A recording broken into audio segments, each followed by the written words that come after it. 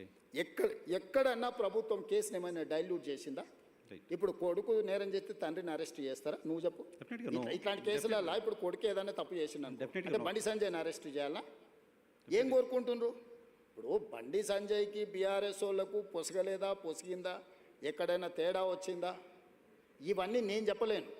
కానీ ఆర్ఎస్ ప్రవీణ్ కుమార్ గారు volunteer retirement తీసుకున్న ఆఫీసర్, ఆయనే ఇన్వెస్టిగేటింగ్ ఆఫీసర్ అనుకుంటా. ఆయన ఐపీఎస్ కాదు, ఇప్పుడు is no more IPS officer. ఆయన రిటైర్ అయిపోయింది. ఓ గడీలకు వ్యతిరేకంగా కొట్లాడుతున్నాడు. ఇప్పుడు ఆ గడీల దగ్గరనే గులాంగిరి చేస్తున్నాడు. పోలీసులు బెదిరిస్తున్నారు బాధిత కుటుంబాన్ని. ఎవరికి అవసరం ఉందా? పోలీసు బెదిరిస్తే కేసు ఎందుకు కడతాము?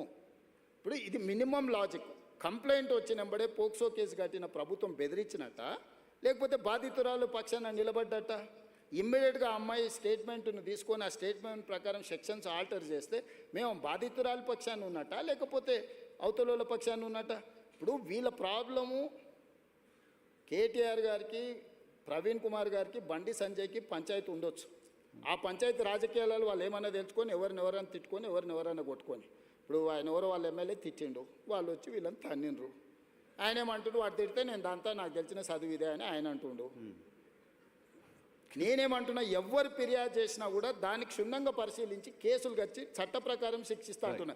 ఇన్ని రోజులు బీఆర్ఎస్ వాళ్ళు ఏమన్నారు, మన బీజేపీ వాళ్ళు ఏమన్నారు, రేవంత్ రెడ్డి కేటీఆర్ను కేసీఆర్ను జైల్లో పెడతలేడు, వీళ్ళిద్దరు కుమ్ముక్కైనరు అన్నారు. ఇప్పుడు బీఆర్ఎస్ వాళ్ళు ఏమంటున్నారు, రేవంత్ రెడ్డి బీజేపీ వాళ్ళు కుమ్ముక్కైనరు, బండి సంజయ్ని జైల్లో పెడతలేడు. ఇప్పుడు కేటీఆర్కి సంబంధించిన కేసులు ఉంటే పద్ధతి ప్రకారం విచారణ ఛార్జ్షీట్లు ఫ్లైన్ చేసినాం. ఏసీబీ ఇప్పుడు నోటీస్ ఇచ్చింది కదా. నేను ఎవరి పట్ల, బీఆర్ఎస్ అయినా, బీజేపీ అయినా, ఎంఐఎం అయినా, ఇంకో రాజకీయ పార్టీ ఏదైనా, నా పార్టీలో ఉన్న వాళ్ళనైనా చట్ట ప్రకారం విచారణ చేసి, ఇది పిల్లల భవిష్యత్తుకు సంబంధించింది. వైఎన్ఆర్ నేను క్లియర్గా చెప్తాను, ఇది పిల్లలకు భవిష్యత్తుకు సంబంధించింది. ఏ చిన్న మిస్టేక్ విచారణలో ప్రభుత్వం చేసినా ఆ పిల్లల జీవితాలు పూర్తిగా దెబ్బతింటాయి. అది అమ్మాయి కావచ్చు, అబ్బాయి కావచ్చు. ఇప్పుడు ఆ అమ్మాయికి సంబంధించి 2 డేట్ ఆఫ్ బర్త్లు, 2 సర్టిఫికెట్లు ఉన్నాయని వాళ్ళకు ఫిర్యాదు చేశారు. నేను అసర్టైన్ చేసుకోవాలి కదా. ఇప్పుడు ఆ స్కూల్కి వెళ్ళాలన్నా, 10th క్లాస్ సర్టిఫికేట్ తీసుకోవాలన్నా, ఆ అమ్మాయి ఏ హాస్పిటల్లో జన్మించిందో హాస్పిటల్ నుంచి బర్త్ సర్టిఫికేట్ తీసుకోవాలన్నా, ఆ అమ్మాయికి సంబంధించిన ఆధార్ కార్డు తీసుకోవాలన్నా, ఈ 3 రకాల సర్టిఫికెట్లు సేకరించాలంటే పోలీసుల కనీసం 24 గంటలు పట్టదా? ఆ అమ్మాయి చదువుకున్న స్కూల్ ఎక్కడుందో ఫస్ట్ మేము కనుక్కోవాలన్నా, ఆ అమ్మాయి ఆధార్ కార్డు ఎక్కడుందో తీసుకోవాలన్నా, ఆ అమ్మాయి ఏ హాస్పిటల్లో జన్మించిందో వివరాలు సేకరించాలన్నా, ఇవన్నీ తీసుకోకుండా నేను ఎట్లా ఒకవేళ కేసు కట్టింది అనుకో, రేపు ఒకవేళ ఇప్పుడు వాళ్ళు చెప్తున్నాడు వాళ్ళ దగ్గర ఏదైనా ఆధారం ఉందనుకో, అమ్మాయి మేజర్ అని, నువ్వేమంటావు? బండి సంజయ్ మీద పడక వాళ్ళ పిల్లగాని మీద రేవంత్ రెడ్డి రాజకీయంగా ఎదుర్కోలేక పిల్లగాన్ని అడ్డం పెట్టుకొని రాజకీయాలు చేస్తుండు. ఇప్పుడు ఒక రోజు లేట్ కావచ్చు ఆధారాలు సేకరించాలి. శిక్ష నుంచి ఎవరు తప్పించుకోలేరు. ఆలస్యం కూడా వివరాలు సేకరించడానికి ఇది ఆలస్యం అని కూడా నేను అనట్లేదు. మేము ఇమ్మీడియట్గా నోటీస్ ఇచ్చినాం, ఇంటికి గోడ కతికిచ్చినాం, పోలీస్ టీంలను పంపించినాం, ఢిల్లీకి పంపించినాం. మేము అన్ని రకాల ప్రయత్నాలు చేస్తాం. మేము హార్ష్గా బిహేవ్ చేయలేము. నేను హార్ష్గా నన్ను జైల్లో పెట్టిన కేసీఆర్ కుటుంబం పట్ల ఎప్పుడైనా హార్ష్గా వ్యవహరించినా? 28 నెలలు అయింది. నువ్వు ఎట్లా ఎక్స్పెక్ట్ చేస్తున్నావు? కేటీఆర్కు బండి సంజయ్ మీద కోపం ఉండొచ్చు, అదే పార్టీలో వాళ్ళకి ఎవరైనా మిత్రులు ఉండొచ్చు, బీజేపీలో. కవిత గారే ఏం చెప్పిండ్రు, బీజేపీలో విలీనం చేయడానికి హరీష్ కేటీఆర్ నా దగ్గర జైలు ప్రతిపాదన తెస్తే నేను తిట్టేలా కొట్టి నేను చెప్పిందా? అంటే విలీనం చేయాలన్నప్పుడు మరి బండి సంజయ్ ఏమైనా వ్యతిరేకించిండా వీళ్ళను? మీ పగ ఏంది బండి సంజయ్ మీద? మీరేమన్నా కొట్లాడుకోండా? నేను ప్రభుత్వాన్ని నడుపుతున్నా, నేను సత్రం నడుపుతలేను. నేను ప్రభుత్వం నడిపేటప్పుడు బాధ్యతాయుతంగా వ్యవహరిస్తాను. నేను బండి సంజయ్కు మినహాయింపు లేదు, ఎవ్వరికి మినహాయింపు లేదు. ఇది పిల్లలకు సంబంధించిన విషయము. దీన్ని జాగ్రత్తగా వ్యవహరిస్తున్నాం, మేము ఆచితూచి వ్యవహరిస్తున్నాము. ఏ ముద్దాయి కూడా తప్పించుకోడు. నేను బాధిత కుటుంబానికి అష్యూర్ చేస్తున్నా, 100% ఈ ప్రభుత్వం బాధితులకు అండగా నిలబడుతుంది. తప్పు చేసిన వాళ్ళను తప్పకుండా శిక్షిస్తుంది. ఇందులో మీకు ఒక విషయము, డిసెంబర్ 31, 2025 కంటే ముందు జరిగిన సంఘటనలే ఫిర్యాదులు ఉన్నాయి. జనవరి 1, 2026 నుంచి ఇక్కడి వరకు ఫిర్యాదుల సంఘటనలు లేవు. 4-5 నెలల క్రితం జరిగిన సంఘటనల మీద ఫిర్యాదు వచ్చినప్పుడు 4-5 నెలల కింద ఎక్కడెక్కడ సంఘటనలు జరిగిన వివరాలు సేకరించడం కొంత సమయం పట్టదా? ఇప్పుడు నిన్న జరిగిందో మొన్న జరిగిందో, నిన్న మేము ఎక్కడో వెళ్తే మా మీద ఇట్లా దాడి జరిగిందంటే ఆ విచారణ వేరు. డిసెంబర్ 31 నైట్ ఇక్కడ సంఘటన జరిగింది, October so and so date నాడు ఇక్కడ సంఘటన జరిగింది, ఆగస్టులో సో అండ్ సో డేట్ నాడు ఈ సంఘటన ఇట్లా కొన్ని వాళ్ళు కోట్ చేస్తున్నారు. 4 నెలల వెనక్కి వెళ్ళి జరిగిన సంఘటనలని సేకరించాలంటే మేము టెక్నాలజీని వాడాలి. టెలిఫోన్ టవర్స్, అమ్మాయి అబ్బాయి టవర్స్ ఒక దగ్గర ఉన్నాయా లేవా సిగ్నల్స్, లేకపోతే ఎక్కడైతే వెళ్ళిందో అక్కడ ఏమైనా సీసీ కెమెరాలు ఉన్నాయా, అక్కడ ఏమైనా ఫుటేజ్ ఉందా? సార్ మీ పోలీస్ విచారణ అంతా ఓకే. అరే మరి అంటే మీరు సింపుల్గా ఎందుకు అర్జెంటుగా తీసుకొచ్చేసి కోదండం ఎక్కించి కొడతలేరు, సంజయ్ కొడుకును ఊరేస్తలేరు? ఈ అంటే ఏమంటారు, ఇది ఇది ఎట్లా ఆన్సర్ చేయాలి నేను? సరే, దాని గురించి ఎక్కువ డిస్కషన్ ఉంది. ఒకటి జనరల్గా ఆన్సర్ చేయాల్సింది ఏంటంటే, భారత హోంశాఖ మంత్రి కొడుకు కేసు అయిన తర్వాత పారిపోవడం ఏంటి? అది చాలా తప్పు. అది బండి సంజయ్ గారు నైతిక బాధ్యత తీసుకొని కొడుకుని ఎంబడే విచారణకు పంపించాలి. నేను కూడా సూచన చేస్తున్న ప్రజాప్రతినిధిగా ధైర్యంగా ఎదుర్కోవాలి. పారిపోతే పరిష్కారం కాదు కదా. నేను బండి సంజయ్కి సూచన చేస్తున్నా. బండి సంజయ్ కూడా కష్టపడి కింది నుంచి కార్యకర్త నుంచి అక్కడికి వచ్చిండు. కొడుకు తప్పిదం వల్ల ఆయనకు తలవంపులు వచ్చినాయి. కానీ బాధ్యత నిలబడి తప్పైనా ఒప్పైనా నిలబడి జవాబు చెప్పాల్సిన బాధ్యత ప్రజాప్రతినిధిగా బండి సంజయ్ మీద ఉంది. దాని నుంచి ఆ బాధ్యత నుంచి బండి సంజయ్ తప్పించుకోలేడు. నేను ఈ వేదిక మీద నుంచి బండి సంజయ్ గారికి సూచన చేస్తున్నా, తక్షణమే నీ కొడుకుని తీసుకొచ్చి పోలీస్ స్టేషన్లో నువ్వే అప్పచెప్పు. దానివల్ల నీ గౌరవం పెరుగుతుంది సమాజంలో. విచారణను ఎదుర్కోమనుండ్రి. తప్పో ఒప్పో విచారణ అధికారులు తెలుసా, నిజాయితీ కలిగిన అధికారులను వేసిన విచారణ ఎదుర్కొని నిలబడు. అంతే తప్ప పారిపోతే ఆదర్శంగా ఉండాలి. ఇప్పుడు మేము ఇవన్నీ ఇవన్నీ అసర్టైన్ చేసుకున్న తర్వాత కంప్లీట్గా అగ్రెసివ్గా పోలీస్ బిహేవ్ చేస్తారు. ఓకే, ఇప్పుడు ఇవన్నీ అసర్టైన్ చేసుకొని నోటీసులు ఇచ్చినాం, వాళ్ళకి సమయం ఇచ్చినాం. ఆ నోటీస్ సమయం లోపల వాళ్ళు స్పందిస్తారని ఆశయం. స్పందించకపోతే పోలీస్ రకంగా వ్యవహరిస్తుంది. దీంట్లో 2 రోజులు వాయిదా వేసుకోవడం వల్ల వాళ్ళకు వచ్చే లాభం ఏం లేదు. నిలబడి విచారణను ఎదుర్కొంటే వాళ్ళ గౌరవమైన పెరుగుతుంది రాజకీయంగా. Right sir. మీ టైం కూడా అయిపోయింది. జస్ట్ క్విక్గా 2 క్వశ్చన్స్ తీసుకొని క్లోజ్ చేస్తారు. క్వశ్చన్ ఏంటంటే, మోదీ గారు మొన్న హైదరాబాద్కి వచ్చినప్పుడు హంసే జుడ్జావ్ అన్నారు మిమ్మల్ని. దానికి మీరు డైరెక్ట్గా ఆన్సర్ చెప్పకుండా చిట్ చాట్లో ఏదో చెప్పి వదిలేశారు. ఇక్కడ ఆన్ రికార్డ్ కెమెరాలు ఏం చెప్పారు ఆయన? కలిసి నడవమంటే దాని అర్థం ఏంటి? మేము మాట్లాడుకున్న మీరు పొలిటీషియన్ మాత్రమే కదా, పొలిటికల్ అనలిస్ట్ కూడా కదా. మీకు ఎలా అనిపించింది? అధికారిక కార్యక్రమంలో ఒక రాష్ట్ర ప్రభుత్వం, కేంద్ర ప్రభుత్వం అధికారిక కార్యక్రమంలో ప్రధానమంత్రిగా వారు, ముఖ్యమంత్రిగా నేను అందులో పాల్గొన్నాను. మొదట నేను మాట్లాడినప్పుడు నేను వారికి రాష్ట్రంలో ఉన్న పరిస్థితులు, ప్రధానమంత్రి మన్మోహన్ సింగ్ గారు ఉన్నప్పుడు ఆయన గుజరాత్ ముఖ్యమంత్రి, వారి సహకారం వల్ల 10 సంవత్సరాలలో గుజరాత్ మోడల్ అని తయారు చేసి దేశానికి ఒక గొప్ప విధానాన్ని అందించినామని వాళ్ళు చెప్పుకుంటున్నారు. మరి మన్మోహన్ సింగ్ గారు అంత మెగ్నానిమిటీ చూపిస్తే నువ్వు గుజరాత్ మోడల్ తయారు చేయగలిగినావు కదా ముఖ్యమంత్రిగా. ఈరోజు మీరు మోడీ గారు ప్రధానమంత్రిగా ఉన్నారు. మా తెలంగాణ ప్రజలు నా నుంచి కూడా తెలంగాణ మోడల్ ఎక్స్పెక్ట్ చేస్తున్నారు. ఆనాడు మోడీ గారు మీకు అందించిన సహకారం ఈనాడు మోడీ గారు రేవంత్ రెడ్డికి అందించాలి. దాంతో ఈ దేశ ఆర్థిక వ్యవస్థలో 10% మేము కాంట్రిబ్యూట్ చేస్తాం, నీ సహకారం మాకు కావాలని స్పష్టంగా నేను చెప్పిన. అప్పుడు ఆయన వికసిత్ భారత్ గురించి చెప్పి ముజే జోడ్జా నువ్వు ఏదైతే అంటే ఆ రోజుల్లో ఇచ్చినట్టు ఇస్తే నీకు సగమే వస్తాయన్నాడు. ఆ రోజున రూపాయి మారకం విలువ ఈ రోజు ఇప్పుడే టీవీలో చూసిన 97 రూపాయలు అయినట్టుంది డాలర్. ఆ రోజు ఎంత ఉంది? 45 రూపాయలు 50 రూపాయలు ఉంది. సో ఈ కంపారిజన్ ఆర్థిక వ్యవస్థ బడ్జెట్ విన్నాం సార్ మేము. కానీ ఆయన రేవంతాజీ అని పాజిచ్చి పర్టికులర్గా మాట్లాడాడు. అది అంటే రాష్ట్ర ప్రభుత్వం గత 10 సంవత్సరాలు కేసీఆర్ గారు ఏ రోజు కూడా సహకరించలేదు, సహకారం తీసుకోలేదు, కేంద్ర ప్రభుత్వంతో కలిసి రాలేదు, మాకు అనుమతులు అడగలేదు, మమ్మల్ని నిధులు అడగలేదు. జస్ట్ అప్కే ప్యార్ రహేతో బస్ హే ప్యార్ మే మై మర్ జాऊंगा అని చెప్పి మెదక్లో ఒకసారి అన్నాడు. ఆయన ప్రేమ అడిగాడు, నువ్వు మాత్రం నిధులు అడుగుతావు, నిధులు అడగాలంటే మాతో కలిసి ఉండాలన్నాడు. నేను కూడా కలిసి ఉంటా, కలిసి పనిచేద్దాం. వికసిత్ భారత్ నీకుంది, తెలంగాణ రైజింగ్ నాకుంది. ఈ రెండు కలిస్తేనే ఈ దేశం, రాష్ట్రాల అభివృద్ధి జరగకుండా దేశం అభివృద్ధి జరగదని నేను చెప్పిన, ఆయన కూడా అదే ఆమోదించను. మా మధ్యలో 2 ప్రభుత్వాల యొక్క సహకారము, పాలసీ పెరాలసిస్ లేకుండా పాలసీ ఎక్స్చేంజ్ చేసుకోవడానికి అవసరమైన ప్రణాళికలు మాట్లాడుకున్నాము. మోడీ గారికి నా కమిట్మెంట్ తెలుసు పాలిటిక్స్లో, ప్లస్ నేను నడుపుతున్న ప్రభుత్వం విధానం కూడా ఆయనకు తెలుసు. కాబట్టి రాజకీయాలకు తావులేదు. ఆయన ఒకవేళ అక్కడ మాట్లాడినుంటే, పరేడ్ గ్రౌండ్లో ఇదే మాట్లాడినుంటే పార్టీ మీటింగ్ కాబట్టి చెప్పేటోని. మేము కలిసి పాడుకున్నదే ప్రభుత్వ అధికారిక కార్యక్రమం, మైకుల ముందల్లే ఇద్దరం మాట్లాడుకున్నాం. దీంట్లో ఒకవేళ నువ్వు అనుకున్నది ఉంటే తెర వెనుక కూడా మాట్లాడుకోవచ్చు కదా నర్సింగ్. అవును. కాబట్టి ఆయన తెలంగాణ రాష్ట్రానికి ఎవరైనా ఇబ్బంది పెట్టడం కోసం బహుశా మిమ్మల్ని అలా ఇన్విటేషన్ అందరు ఎదురుగానే మాట్లాడిండు. ఇది అందరు బహిరంగంగా జరిగిందే. ఆయన ఓపెన్ ప్రపోజల్ కలిసి రమ్మని తెలంగాణ ప్రభుత్వానికి ఇచ్చిండు, కేంద్ర ప్రభుత్వంతో కలిసి రమ్మని. కేంద్ర ప్రభుత్వం మీరు అంత ఫార్మల్గా చెప్పండి. మీరు పొలిటీషియన్ కంటే కూడా పొలిటికల్ అనలిస్ట్గా చాలా బాగా పాలిటిక్స్ అనలైజ్ చేస్తారు, నాకు తెలుసు. ముఖ్యమంత్రిని ప్రధానమంత్రి పాజ్ ఇచ్చి టీచ్ చేస్తున్నట్టుగా మాట్లాడితే దాన్ని రకరకాలుగా అనుకోవడానికి అవకాశం అనుకోవడాన్ని అనుకుంటే మంచిదే కదా, నాకు డిమాండ్ ఉందని నీకన్నా అర్థమైంది కదా. పోనీ పోనీ రేవంత్ రెడ్డికి డిమాండ్ లేదు, అవుట్డేటెడ్ కాదు, రేవంత్ రెడ్డికి డిమాండ్ ఉంది అనేది అర్థమైంది కదా. డిమాండ్ అండ్ సప్లై కదా మార్కెట్ అంతా. ఓకే. సో రేవంత్ రెడ్డికి ఈ దేశంలో డిమాండ్ ఉంది, ఓకే. అది తెలంగాణ ప్రజలకు గౌరవము. నేను తెలంగాణ ప్రజల కోసమే పనిచేస్తా, నాయకుడు రాహుల్ గాంధీ గారి సూచనల మేరకే పనిచేస్తా. ఓకే. నాకు గొప్ప అవకాశం అనుకుంటున్నా సోనియా గాంధీ గారితో కలిసి పనిచేయడం.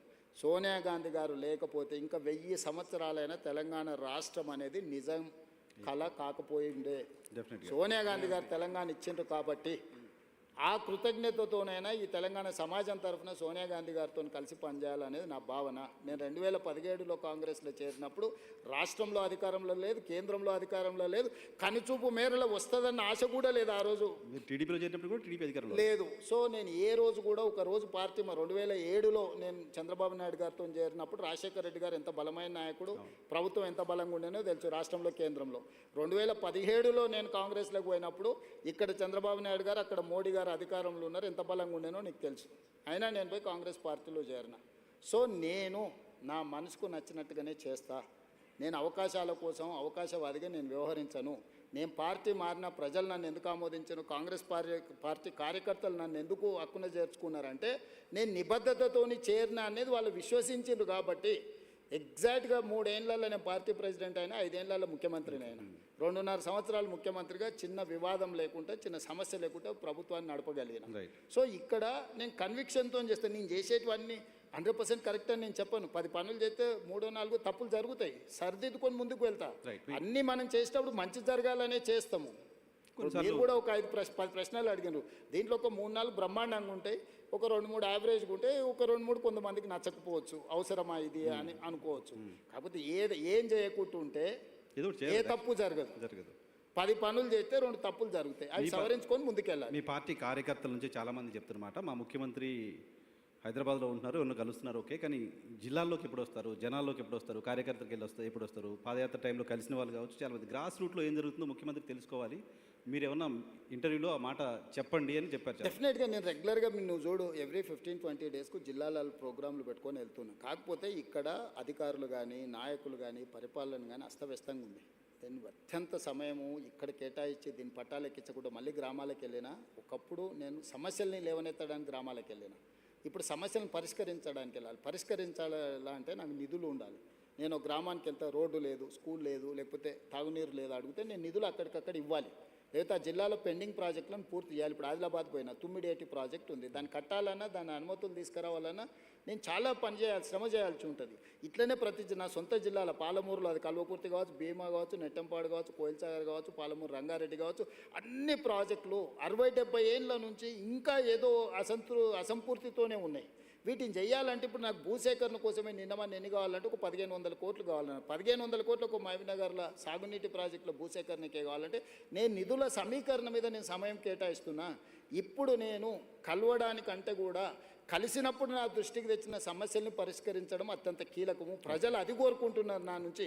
కార్యకర్తలు ఏంటంటే నాతో ఉన్న ఇంటిమసో లేకపోతే నాతో ఉన్న పరిచయమో ఒకసారి కలవాలని. అందుకే నేను మ్యాక్సిమం నా ఇంటికాడ ఎవరు వచ్చినా నేను కలుస్తాను. నా దగ్గర ఏం పెద్ద బ్యారికేడ్స్ ఉండవు, ఇవన్నీ ఏం వ్యవస్థ ఉండదు. నేను ఏ ఇంట్లో ఉన్నానో అదే ఇంట్లో ఉన్నా, జడ్పీటీసీ ఉన్నప్పుడు ఏ ఇంట్లో ఉన్నానో, ముఖ్యమంత్రి అదే ఇంట్లో ఉంటున్నా. అదే విధంగా వచ్చిన వాళ్ళల్లో టీ తాగుతారు, నాతో 5 నిమిషాలు మాట్లాడతారు, పోతారు. సరే వాళ్ళు అడిగిన వాళ్ళు ఇప్పుడు నా దగ్గర పదవి ఇచ్చే అవకాశం ఉంది కాబట్టి పదవులు అడిగితే నేను ఇవ్వలేకపోవచ్చు. ఎందుకంటే ఉన్నాయి లిమిటెడ్, పోటీ ఎక్కువ ఉంటుంది. కాంగ్రెస్ అంటే మరీ ఎక్కువ ఉంటుంది. సో దాంట్లో ఏరి కూరి కొంచెం జాగ్రత్తగా ఇవ్వాల్సి ఉంటుంది. ప్లస్ నేను చాలా క్లోజ్ కాబట్టి చాలా మంది నాకు ఇంత దగ్గర అన్న నేను అడగంగానే ఎంబడే టైప్ కొట్టి సంతకం పెట్టిస్తాడు అనుకుంటారు. అది అసాధ్యం. ఇంటిమసీ చాలా మందికి మీతో ఉంది కాబట్టి న్యాచురల్గా 17 ఏళ్ళు నేను అపోజిషన్లో ఉన్నా అంటే వీళ్ళందరితో ఉండబట్టే కదా నేను ఇక్కడికి వచ్చిన. ఎంతమంది పరిచయం ఉంటారు. సో వాళ్ళందరినీ సంతోషపెట్టాలంటే అది చాలా కష్టంతో కూడుకున్న పని. అయినా నా ప్రయత్నం నేను చేస్తున్నాను. ఇప్పటివరకు ఇచ్చిన కార్పొరేషన్లు కానీ, చైర్మన్లు కానీ, ఎమ్మెల్సీలు కానీ, రాజ్యసభలు కానీ నువ్వు తీసుకో. ఇచ్చిన వాళ్ళకు కూడా తెలియదు వాళ్ళకి వచ్చినట్టు. ఓకే. కొంతమంది మన కార్పొరేషన్లు ఇస్తే ఆర్టీసీ బస్ ఎక్కువ వచ్చారు, నాకు చైర్మన్ ఇచ్చిండంట అన్న అని వాళ్ళకు కూడా తెలియదు. ఇప్పుడు బల్మూరు వెంకట్కి ఇచ్చినాం, అద్దంకి దయాకర్కి ఇచ్చినాం, అంటే ఎమ్మెల్సీలు కానీ ఇవన్నీ కానీ. కాంగ్రెస్లో ఎప్పుడైనా యూత్ కాంగ్రెస్ అనిల్ యాదవ్కు రాజ్యసభ ఇచ్చినాం. ఎప్పుడన్నా ఏ పార్టీలో జరిగిందా? మంత్రులు శ్రీహరి మా జిల్లా పార్టీ ప్రెసిడెంట్, అడ్లూరు లక్ష్మణ్ మా జిల్లా పార్టీ ప్రెసిడెంట్, వీళ్ళందరూ ఇవాళ మంత్రులు అయినరు కదా. ఇట్లాంటి వాళ్ళని కింది నుంచి వచ్చిన వాళ్ళను జిల్లా ప్రెసిడెంట్లను లేకపోతే చిన్న పదవులు ఉన్న వాళ్ళను శంకర్ నాయక్ జిల్లా ప్రెసిడెంట్ ఇస్తే ఎమ్మెల్సీ చేసినాం. ఇట్లా నువ్వు వెడమ బొజ్జు ఇందిరమ్మ ఇంట్లో ఉంటాను, నేనేదో గుడి నాగోబ జాతరకు పోతే చిన్న కార్యకర్త అక్కడ ఉన్న వాళ్ళని గుడికాడ వాళ్ళ వీళ్ళని జరుపుతుంటే కొంచెం యాక్టివ్గా అనిపించినారు. ఆ పిల్లోని ఇక్కడ పిల్లు ఫోన్ నెంబర్ రాసుకొని మా పిఏ చెప్పి వాడి పేరు రాసుకొని వాడిని టికెట్ ఇస్తే వాడు ఈరోజు ఎమ్మెల్యే అయ్యిండు. మందుల సామెలు నీకు కూడా బాగా తెలుసు. టికెట్ ఇచ్చాలనుకున్నప్పుడు పిలిచిన అంటే ఆయన అడిగిండు వచ్చి ఎన్ని ఉన్నాయన్న, 2 ఉన్నాయి సార్ అన్నాడు. సరే పో అని చెప్పిన. ఇవ్వాలనుకున్నప్పుడు పిలిచిన, ఏదో ఉన్నాయన్నావు కదా 2 అంటే 2 కోట్ల అన్న. కాదు సార్ 2 లక్షలు అన్నాడు. మరి ఉన్నాయా 2 లక్షలు అన్న? లేదు సార్ నిన్న మన హైదరాబాద్కు నాయకుల దగ్గర తిరగడానికి 1,50,000 ఖర్చు అయిపోయినాయి, 50,000 ఉన్నాయి సార్ అన్నాడు. పోనీ 50,000 అన్న మరి నామినేషన్కి దీనికి ఉంటాయంటే అవి కూడా ఎక్కడి సార్, నువ్వు టికెట్ ఇస్తే బట్టలు కొనుక్కోవాలన్నాడు. అంటే ₹1 లేకుంటే టికెట్ ఇచ్చినాయి. వాళ్ళందరూ ఎమ్మెల్యేలు అయినా 50,000 మెజార్టీతో గెలిచిండు మందుల సామెలు. సో ఇట్లా చాలా మంది ఉన్నారు సక్సెస్ స్టోరీ ఉన్నోళ్ళు. సార్ ఉన్నారు, ఇప్పుడు ఆస్పిరేషన్స్ ఉన్నాయి, మిమ్మల్ని రావాలి మీరు జిల్లాలో తిరగాలి అని కోరుకుంటున్న వాళ్ళు చాలా మంది ఉన్నారు. సరే డెఫినెట్గా నేను చెప్పేది ఏంటంటే ఒక్కోసారి ఒకరికి అదృష్టం వరిస్తుంది, ఒకరికి కష్టం వరిస్తుంది, ఒకరికి ఆలస్యం అవుతుంది. కానీ నా దగ్గర ఏ కుర్చీ ఖాళీగా పెట్టాను. వీలైనంత మేరకు చాకలి ఐలమ్మని ఎవరైనా గుర్తుపెట్టుకుర్రా, శ్రీకాంతాచారి తల్లిని ఎవరైనా గుర్తుపెట్టుకుర్రా, మహిళా కమిషన్ మెంబర్ ఇచ్చారు, కోదండరామ్ సార్ని ఎవరైనా గుర్తుపెట్టుకుర్రా, ప్రొఫెసర్ తిరుమలరావు గారిని ఎవరైనా గుర్తుపెట్టుకున్నా, అక్నూరు మురళిని ఎవరైనా గుర్తుపెట్టుకున్నా. నేను ఇట్లా ఒక 50 పేర్లు చెప్తాను. తెలంగాణ ఉద్యమంలో పార్టిసిపేట్ చేసిన వాళ్ళందరినీ పిలిచి పదవిచ్చి ప్రభుత్వంలో భాగస్వాములను చేసిన. ఓకే. సో 9 మంది కళాకారులను గుర్తించి కోటి రూపాయలు ఇచ్చి వాళ్ళకు పట్టాలు ఇచ్చి రాష్ట్ర అవతరణ దినోత్సవం గుర్తించిన. అందశ్రీ రాసిన పాట తెలంగాణ ఉద్యమాన్ని ఎక్కడికి తీసుకెళ్ళింది. 10 ఏళ్ళ ముఖ్యమంత్రి ఎన్నడన్నా చూడనని చూసిండా? జయ జయ హే తెలంగాణ గీతాన్ని రాష్ట్ర గీతంగా మార్చింది నేను కదా, తెలంగాణ తల్లిని అంకితం చేసింది నేను కదా, కులగణన చేసింది నేను కదా, మాదిగ వర్గీకరణ చేసింది నేను కదా. ఇవన్నీ ఎవరు చేసిరు? ఇవన్నీ నేనే కదా చేసింది. ఇవన్నీ కూడా సుదీర్ఘకాలంగా దశాబ్దాల నుంచి పెండింగ్ ఉన్న సమస్యల్ని కూడా ఒకటొకటి పరిష్కరించుకుంటూ వస్తున్నా నేను. మూసి ప్రక్షాళన కూడా అందరు ముఖ్యమంత్రులు మారినరు. కానీ నిక్కచ్చిగా నిలబడి ఏమైనా సరే చేస్తా అన్న వాళ్ళు ఒక్కరిని చూపించు. నేను ఈరోజు చెప్తున్నా, మూసి చేస్తా, ఎవరు అడ్డం వచ్చినా చేస్తా. మూసి నదిని ప్రక్షాళన చేసి నగరానికి అందిస్తా. ప్రపంచంలోనే అద్భుతమైన నగరం హైదరాబాదును తీర్చిదిద్దేత నాది. చెరువులలో ఎవరున్నా మొత్తం కూల్చి చెరువులనే కలుపుతా. నాలాలలో ఎంక్రోచ్మెంట్ ఉన్నా కొట్టేస్తా. వార్నింగ్ ఇస్తున్నారు ఖచ్చితంగా. ఎవరున్నా మీరే మర్యాద కాల్ చేస్తే సామాన్లు తీసుకుపోతారు. మీ వెనకాల ఎవడున్నా ఎవడు ఏసో మీడియాలో పెట్టినా ఏం ఊరుకోను. ఒకరోజు వెనక ఒకరోజు ముందు కూలడం ఖాయం. కాబట్టి నీళ్ళ దగ్గరికి పోకండి. నీళ్ళ దగ్గరికి పోయినానంటే కూలడం ఖాయం. నేను ఇంకా స్పష్టంగా నీ ముందర చెప్పెళ్తున్నాను. రూత్లెస్గా వ్యవహరిస్తా. డ్రగ్స్ ఎవడైనా డ్రగ్స్ రిలేటెడ్ ఎవడన్నా ఉన్నాడంటే కీలు ఏలు ఇరిసి కూసబెడతా. రైట్ సార్, మీ టీం చాలా కోపంగా చూస్తున్నారు, మీ టైం ఎక్కువ తీసుకున్నాను, క్లోజ్ చేస్తా. చివరిగా మీ నెక్స్ట్ గోల్కి వెళ్ళే లోపు రేవంత్ రెడ్డి ఆయన మార్చుకోవాలంటే రేవంత్ రెడ్డికి నచ్చంది ఏంటి? ఇది మార్చుకుంటే ఇంకా నేను అంటే అవసరానికి మించిన సమయం ఇస్తుంటా. నేను 2 నిమిషాలు మాట్లాడాల్సిన వాళ్ళతోని 2 నిమిషాలు మాట్లాడాల్సిన 20 నిమిషాలు ఇస్తుంటా. క్వాలిటీ టైం స్పెండ్ చేయాలని ఈ మధ్యలోనే పెట్టుకున్నా. నేను అవసరానికి మించిన టైం నాకు ఇచ్చారని చెప్తున్నారు. ఓవరాల్గా నాకున్న లక్షణంలో నేను మార్చుకోవాలనుకుంటున్నది అవసరానికి మించిన సమయం ఇస్తున్నా. దాన్ని తగ్గించుకుంటే ఇంకెక్కువ మందికి ఇవ్వచ్చని నేను అనుకున్నా. ఇప్పుడు రేపటి నుంచి కొంచెం ఆ ప్రాక్టీస్ మొదలు పెడతాను. మేము చాలా కాలం జర్నలిస్ట్గా ఉన్నప్పుడు మేమందరం ఫేస్ చేసిన సమస్య, మీతో ఫోన్లు ఎత్తరు. నాకున్న బిగ్గెస్ట్ వీక్నెస్ ఫోన్లు ఎత్తకపోవడం. నేను అఫీషియల్గా అసెంబ్లీలో చెప్పిన నేను ఫోన్లు ఎత్తాను. ఫోన్లు ఎత్తితే ఇప్పుడు ఇంకా అసలు నేను జడ్పీటీసీ రాహుల్ గాంధీ మెసేజ్ పెడుతున్నారు అన్నారు. టెక్స్ట్ పెడతాడు. అందుకే టెక్స్ట్ పెడితే నేను ఫ్రీగా ఉన్నప్పుడు ఫోన్ చేస్తాను. నేను ఫోన్ ఎత్తడం మొదలు పెడితే నా దగ్గర ఉన్న మనిషితో నేను మాట్లాడలేను. నువ్వు 10 నిమిషాలు టైం తీసుకొని వస్తే 10 నిమిషాలు పక్క రూమ్లో పోయి ఫోన్ మాట్లాడింది అనుకో, నువ్వేమనుకుంటావు? రెండోది, నీ పక్కన ఎవడుండో ఇవాళ రేపు ప్రతిదీ ఫోన్లలో రికార్డ్ చేస్తారు. నీకు అనుభవం అయిందా? చాలా. స్పీకర్ ఫోన్ ఆన్ చేసి చూడు ఇప్పుడు ముఖ్యమంత్రితో మాట్లాడతాను, రాత్రి 12ంటికి ఫోన్ చేస్తాడు. వాడు నాకు దగ్గరోడు. ఏం చేస్తున్నావు అన్న అంటాడు. రాత్రి 12ంటికి ఏం చేస్తావా? ఏందిరా నీ సమస్య ఏంటంటే మా ఇంట్లోకి పాము వచ్చిందన్న, నువ్వు పాము సంగతి ఏందో చూడంటే నేను పోయి పాము పట్టుకోవాలన్నా. అంటే నేను ఎత్తే ఫోన్ని కూడా మీరు క్వాలిటీగా వాడుకోవాలి కదా. నిజంగా ఓ ఆపత్తు ఉంది, ఓ కష్టం ఉంది, లేకపోతే సంతోషం ఉంది అన్న, మా ఇంటికి ఫంక్షన్ ఉంది మీరు రావాలి, లేదు నాకు ఈ ప్రాబ్లం ఉంది పలానా వాళ్ళకి చెప్పంటే పర్వాలేదు. ఇవాళ రేపు ఫోన్ల ఉపయోగానికంటే దుర్వినియోగం ఎక్కువ జరుగుతుంది. Very true. కాబట్టి నేను మనుషులతో మాట్లాడితే తప్పితే ఫోన్లలో నేను మాట్లాడాను. మాట్లాడినా కూడా 1-2 30 సెకండ్స్ 1 మినిట్లో ఓకే రైట్ అవునా మంచిది రైట్ అని పెట్టేస్తాను. ఫోన్ నేను మాట్లాడాను. రైట్. ఏంటంటే ఇవాళ రేపు మీడియా కూడా మీడియా లాగా లేదు కదా. ప్రతి పార్టీ ఒక ఛానల్ పార్టీల మీడియాలో అయిపోయినాయి కదా, పార్టీల మీడియా. ఆల్మోస్ట్ వాళ్ళ కార్యకర్తలే కదా లోపలికి వచ్చి. మనం ఊరికే నేను ఒకసారి చిట్ చాట్ చేస్తేనే రికార్డ్ చేసుకొని పోయారు. మీతో నేను క్యాజువల్గా మాట్లాడు రికార్డ్ చేసుకొని పోయి పెట్టి పెద్ద నేషనల్ లెవెల్ ఇష్యూ అని తెలిసి ఎస్ఎస్సి తరూర్ విషయంలో ఏదో మాట్లాడినా అని. మరి అనెథికల్గా బిహేవ్ చేస్తున్నప్పుడు నేను మాత్రం ఏం చేయగలుగుతాను అసలు?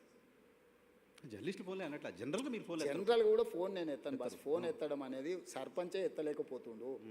నేను రాష్ట్ర ముఖ్యమంత్రిని ఫోన్ ఎట్లా ఎత్తుతాను నువ్వే చెప్పు. సరే మేము ముఖ్యమంత్రిగా ఉన్నప్పుడు అన్నట్లా మీరు ఫస్ట్ నుంచి మీరు ముందు నుంచి కూడా నేను ఎత్తాను. ఫోన్లలో ఉన్న ప్రమాదం నేను ముందే పసిగట్టిన. 20 ఏళ్ళ నుంచి ఫోన్లు ఎత్తారు. అప్పుడు 20 ఏళ్ళ నుంచి కూడా నేను ఫోన్లు తక్కువ ఎత్తుతాను. ఉన్నడా లేదా కనుక్కోవడానికి ఫోన్ తప్ప ఫోన్లో నేను మాట్లాడాను నేను ఎత్తానని క్లియర్గా చెప్పి. నాకు టెక్స్ట్ పెట్టు, నేను బండి ఎక్కంగానే ఇప్పుడు నా ఫోన్ బండ్లు ఉంటుంది 2 అవర్స్ నీ దగ్గర ఉన్నా ఎక్కంగానే చెక్ చేసుకుంటా. ఎవరైనా టెక్స్ట్ పెడితే వెనక్కి కొడతా, రైట్.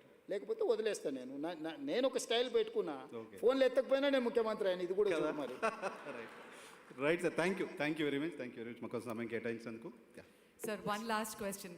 మరి వే2 న్యూస్ కాన్క్లేవ్ గురించి, వే2 న్యూస్ గురించి మీ అమూల్యమైన సమయాన్ని కేటాయించి ఇచ్చేశారు. మీ అభిప్రాయాన్ని చెప్పవలసిందిగా రిక్వెస్ట్ చేస్తాను. సమాజంలో వస్తున్న మార్పుకు వే2 న్యూస్ సంకేతం. ఒకప్పుడు ప్రింట్ మీడియా 24 గంటలకు ఉండేది. ఒక వార్త అనేది సంఘటన జరిగితే 24 గంటల తర్వాతనే వార్త కింద మనకు ప్రచురణ జరిగేది ప్రింట్ మీడియా ఉన్నప్పుడు. ఆ తర్వాత ఎలక్ట్రానిక్ మీడియా వచ్చింది, దూరదర్శన్ ఇవన్నీ కూడా. పొద్దుగాల 7 గంటలకు 9 గంటలకు, మధ్యాహ్నం ఒకసారి, రాత్రికి 7 గంటలకు ఒకసారి. సో ప్రతి 5-6 గంటలకు ఒకసారి ఉండేది. అక్కడి నుంచి మార్పు వచ్చినప్పుడు ప్రతి 1 అవర్కి ఒక న్యూస్ వచ్చింది. ఆ తర్వాత స్లోగా తగ్గుకుంటూ వచ్చి 1 మినిట్కి వచ్చింది. ఇప్పుడు ఎవ్రీ సెకండ్ ఒక కొత్త న్యూస్ వస్తుంది. ఆ ఎవ్రీ సెకండ్ న్యూస్ క్రియేటరే వే2 న్యూస్. సో అది సమాజంలో వస్తున్న మార్పు, ప్రజల ఆసక్తి, వీటి అన్నిటినీ క్రోడీకరిస్తే వే2 న్యూస్ మీరు ఇంకా బాగా అభివృద్ధి చెందాలి. కాకపోతే నా సూచన ఒక్కటే, బయాస్డ్గా ఉండకండి, బ్యాలెన్స్డ్గా ఉండండి. ఇష్యూ మీరు ఎప్పుడూ ప్రతిపక్షమే, మీరు అది గుర్తుపెట్టుకోండి. నేను ఎప్పుడు జర్నలిజంని ఎల్లకాలం ప్రతిపక్షంలో ఉండేది ఎవరే అంటే జర్నలిస్టులు, జర్నలిజం అని నేను నమ్ముతా. ఏదో ఒక పక్షం తీసుకున్న రోజు దానికి ఉన్న గౌరవం తగ్గుతుంది. దయచేసి వే2 న్యూస్ కూడా నా సూచన ఒక్కటే, వ్యూస్ పెట్టకండి, న్యూస్ పెట్టండి. లేకపోతే ఇష్యూస్ని మీరు విశ్లేషించండి. దానివల్ల మాకు కూడా ఫీడ్బ్యాక్, కొన్నిసార్లు మాకు కూడా ఫోకస్లు ఉండదు. అంటే నేను ఒకటి అనుకుంటాను ఇట్లా వెళ్తే బాగుంటుందని, కొన్నిసార్లు దాంట్లో ఏదో ఫ్లా ఉంటుంది. ఇలాంటి వాళ్ళు సీనియర్ జర్నలిస్టులు కూర్చొని విశ్లేషించి ఒక ఆర్టికల్ పోస్ట్ చేసిండ్రు అనుకో, మాకు ఐ ఓపెనర్ అవుద్ది. నేను అట్లాంటివి తీసుకోవడానికి నేను పర్సనల్గా ఎప్పుడు వెనక్కి నన్ను పొగడమని నేను ఇన్నేళ్ళలో ఎవరినన్నా ఇంతమంది జర్నలిస్టులు ఎవరైనా నన్ను పొగిడితే ఏమని ఎప్పుడన్నా అడిగినా నేను అడగను. నా నేచరే అది కాదు. మీరు పొగడడం వల్ల కూడా దానివల్ల ప్రమాదమే తప్ప ఈజీగా అర్థమైతే ఎదురుగున్నోనికి ఇది పెట్టుబడిదా లేకపోతే పుట్టుబడిదా అని.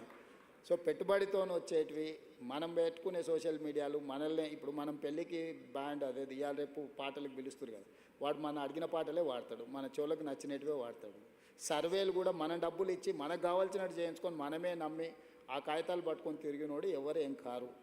పబ్లిక్ నుంచి ఫీడ్బ్యాక్ తీసుకొని మీరు చెప్పదలుచుకున్నది చెప్పి ప్రభుత్వానికి కూడా ఇందులో ఈ ప్రాబ్లం ఉంది, ఇక్కడ మీరు చేసిన నిర్ణయాలలో లోపం ఉంది, దీన్ని ఇట్లా సవరిస్తే బాగుంటుంది అనే లైన్ ఇచ్చింది అనుకోండి, అది లాంగ్ రన్లో మీరు కూడా సర్వైవ్ అవుతారు, సమాజానికి కూడా మేలు జరుగుద్ది. అప్పుడు ఎవరైనా అరే వే2 న్యూస్లో మా సమస్య ప్రస్తావిస్తే మాకు పరిష్కారం దొరుకుతుందని అనుకుంటారు. సో నా సూచన, యాజమాన్యం ఇక్కడి వరకు సక్సెస్ స్టోరీ ఉన్నది, దీన్ని ఇంకా బాగా రాణించాలి. మీరు జాతీయ స్థాయిలో ఇప్పుడే ఇంగ్లీష్ వెర్షన్ కూడా మీరు ఇచ్చేసిండ్రు. నేషనల్ పాలిటిక్స్లో కూడా మీ రోల్ ఉండాలి, మీ పాత్ర ఉండాలి. రాష్ట్రానికి, దేశానికి గౌరవం తెచ్చే విధంగా మీరు పనిచేయాల్సిందిగా కోరుకుంటూ యాజమాన్యానికి శుభాకాంక్షలు తెలియజేస్తూ సెలవు తీసుకుంటున్నాను. వాల్యుబుల్ సూచనలు వే2 న్యూస్ ఫాలో అవుతుంది సార్. Thank you. థ్యాంక్